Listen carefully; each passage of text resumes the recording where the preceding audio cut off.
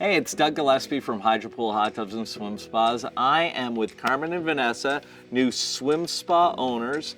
Guys, you moved from a hot tub to a swim spa, and cost had to factor in there, but also time frame had to factor in there. You know, you purchased at probably the highest point of ever in the history of swim spas in terms of demand.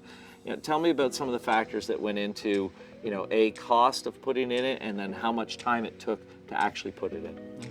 I mean, we had to place our order, and just like everybody else during that pandemic, there was a long wait. So we waited, I think it was about a year before we were actually able to get the swim spa, which was fine because it gave us time to do the preparation, right? So we had to, find a contractor to pour concrete and get that all ready. Which is, again, they were far and few in between at the time, So that was a process there. And then, get an electrician to run the wiring, just have everything set up perfectly so that when the swim spa was ready, it was all good talk to to be me. delivered. You put a little bit of a deck back in there. Did you do that yourself, Carm? I did build that myself. Excellent. It looks great. Don't look too close. It looks safe. It looks safe. No, it's great. It's great. Awesome. And actually, it turned out really, really well because it does sit nicely in the backyard, and again, it fits well into the overall space. We do have additional plans around the swim spa, and when I say we, I mean me. Yes. So, so the backyard in Vanessa is finished. Ish. It's always ish. Ish. I You like know that. it. I like that. That's all. Constant renovations.